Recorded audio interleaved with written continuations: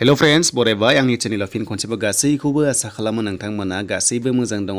Assam police SI नि selection प्रसेसखौ डिटेल्सखौ होफिनबावबाय जाहाथे नोंथांमोना गासैबो क्लियार जायो आरो फिजिकल बेनिफ्राय रिटेन टेस्टआ बोरै जागोन बेनिफ्राय नोंथांमोना सिलेबास मा फरायनांगौ आरो एग्जाम प्रसेसआ बोरै जागोन आरो जायफ्रा आइडि गोमाबाय नोंथांमोना टेनसन लानांगौ गैया रिकभारि खालामनो हायो आरो बेजों लोगोसे जायफ्रा एग्जाम सेन्टार दासिमबो सेलेक्ट खालामाखै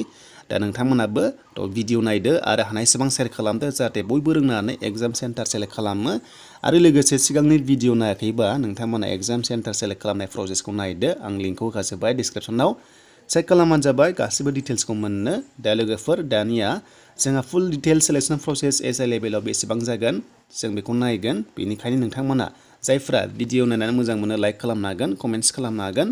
आरो नोंथाङा चेनेलाव गोदानै फैदोंबा साबस्क्राइब खालामना लानो हागोन बेबायदि आसाम पुलिसनि आपडेट मोननो आरो एडमिटआ नोंथांमोना मोनगोन एप्रिलनि फार्स्ट उइकआव दा जाय नोंथांमोनाहाय एग्जाम सेन्टार सेलेक्ट खालामाखै थ' नोंथांमोना खालामनो हासिगोन बेनिफ्राय जायफ्रा आइडि गोमाबाय अब्ला मा खालामनांगौनो दा नोंथांमोना बे अनलाइन एप्लिकेसन पर्टेल मोनदों बेयाव क्लिक खालामनांगौ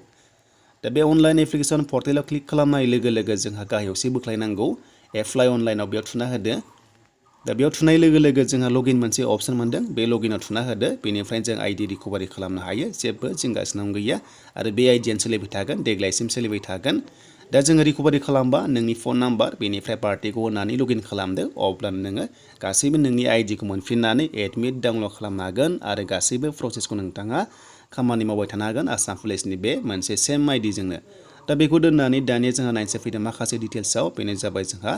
कमन रिटेन एग्जाम पर्टेलाव बेयाव क्लिक खालामनाय लोगो लोगो एग्जाम सेन्टार जोङो सेलेक्ट खालामनाय प्रसेसआव जों थांनो हायो दा बेखायनो एप्लिकेसन नाम्बार नोंनि नाम बार्थडे होनानै केपसाखौ होनानै रेजिस्टार खालामदो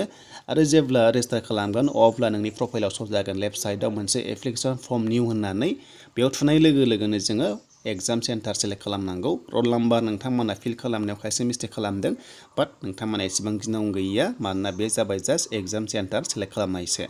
दा बेखायनो जायफ्रा भिडिअ नायाखै थ' नोंथांमोना भिडिअ नायनानै डिटेल्सखौ नायफिनजोब माबोरै एग्जाम सेन्टार सेलेक्ट खालामो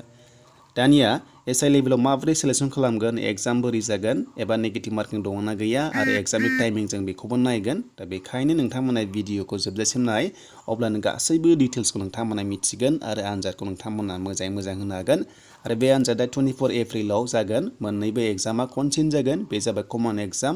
SI UB कामान्डु बेनिफ्राय UBSI अके बे मोननैजों मोनसेल' आनजाद जागोन दा बेखायनो जों डिटेल्सखौ नायफिनसै जे एग्जामा जोंहा बेसेबां जागोन सेलेक्शन प्रसेसा थ' जों बे बाथ्राखौ बुजिनांगोन जे एग्जाम लिरनोबा जोंहा टटेल मार्क्सआ बेसेबां दङ दा फार्स्टआव नोंथांमोन होबा फाइनाल रिजाल्टनि टटेल जोंहा सेलेक्शन प्रसेसा बेबायदि जागोननो बेनो जाबाय कामान्डु SI अके कामान्डु ABSI दा रिटेन टेस्टआ 100नि जागोन मानोना सेम प्रसेस UB जों बेनिफ्राय जोंहा फिजिकेलाव 80 थागोन बेनि गेजेराव नोंथांमोना मिथिगौ लं जाम्प थागोन रानिं थागोन सिनाप थागोन आरो 100 मिटार्स थागोन बे जाबाय हौवाफोरना मोनब्रै स्टेज दङ बेनिफ्राय साइकोमेट्रिकआ लास्टआव दङ बे जाबाय 20 जेरावबो साइकोमेट्रिक थाखागोन बे जाबाय AB लेभेलाव कामान्डु अके थ' बेनिफ्राय हिन्जावफ्रा नायदो थ' हिन्जावफ्रा रिटेन टेस्टआ 100 आनो सेम बेनिफ्राय फिजिकेलाव 60 सिनाप नोंथांमोना गैया हिन्जावफोरा जास्ट थागोन लं जाम्प रानिं बेनिफ्राय 100 मिटार्स बेनिफ्राय साइकोमेट्रिकआव 20 थागोन गासै 180 प्रसेस जागोन बाट हौवाफोरा 200नि जागोन बे जोंहा AB जोंहा SI लेभेलाव अके आरो बे जाबाय फार्स्टआव रिटेन टेस्ट जागोन उनावसो फिजिकेलखौ लानाय जागोन जायफ्रा रिटेन टेस्टआव फार्स्ट जायो अब्लासो फिजिकेलखौ लानाय जायो SI लेभेलाव दा फार्स्टआव एग्जाम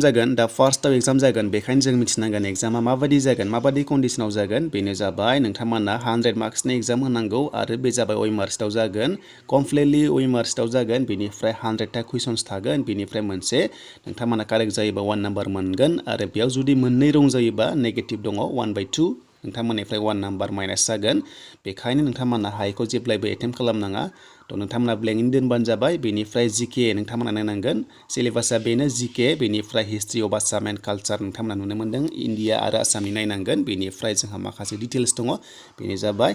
रिजनिं नायनांगोन थ' बेनिफ्राय एप्टिट्युड दङ बेनिफ्राय कमप्रिहेन्सन दङ इंलिश लेभेलाव थ' बेनिफ्राय एग्जाम पेपारा बर' बेंगलि एसामिस इंलिश मोनब्रै जागोन कुइसन पेपाराव के मोनब्रै जागोन लेंगुवेजआ पार्ट पेपारा मोनसेयानो थागोन बेयावनो मिक्स लेंगुवेजेस थागोन जेरै एसामिस बड' बेंगलि बेनिफ्राय इंलिश थागोन अके थ' बे क्लियार जाबाय बेनिफ्राय नोंथांमोना एग्जामनि टाइमिंआ 3 आवार्स मोनदोंमोन बेयाव नाथाय बेखौ केन्सेल खालामनानै 2 आवार्सल' होबाय 2 घन्टाल' नोंथांमोना एग्जामखौ होनो हासिगोन बेनो जाबाय SI लेभेलाव अके थ' दानिया डिफारेन्सआ बेनो SI UB AV दङ बे जाबाय UB लेभेलाव सेलेक्शन प्रसेसआ टटेल मार्क्स थागोन 175 175 नि जागोन गासैखौबो लानानै टटेल नाम्बारा एग्जामाव 100 फिजिकेलाव 40 बेनिफ्राय एक्सट्रा एक्टिभिटिसआव जोंहा 30 थागोन बेनिफ्राय वाइवायाव जोंहा 5 थागोन गासै 175 दा जोंहा प्रिभियासआव 200 मोन बेनि गेजेराव जोंहा थायोमोन आरो कम्पिउटार टेस्ट थ' कम्पिउटार टेस्टआव 30 थायोमोन नाथाय देग्लाय मेनसन खालामाखै अनलि नोंथांमोना नुनो मोनदों फिजिकेला 40 एग्जामाव 100 बेनिफ्राय वाइवायाव 5 30 माखासे एक्सट्रायाव दा बे एक्सट्रायाव मा गोलैयो आं नोंथांमोना डिटेल्सखौ होगासिनो दङ बेखायनो जों नायनांगोन बे जाबाय SI UB लेभेलाव जेब्ला नोङो एग्जाम पास जागोन अब्ला बे माखासे प्रसेसखौ लागोन फिजिकेल लागोन बेनिफ्राय एक्सट्रायाव मार्क्स मोनगोन बेनिफ्राय भाइबा नोंथांमोनखौ लास्टआव लानाय जागोन बेनिफ्राय मोनसे पस्टआव सासेल' साख्रि मोननाय जागोन बेखौथ' मिथिखायो जेबो वेटिं लिस्ट थाया होननानै बेनिफ्राय दानिया जोंहा नायनोसै फैदो माबायदि दङ प्रसेसआ एडिशनेल मार्कआव बेनो जाबाय फार्स्टआव पार्सेन्टखौ नायनोसै जुदि नों सेकेन्ड डिभिजनबा नोङो बेसेबां मोनगोन 2 मोनगोन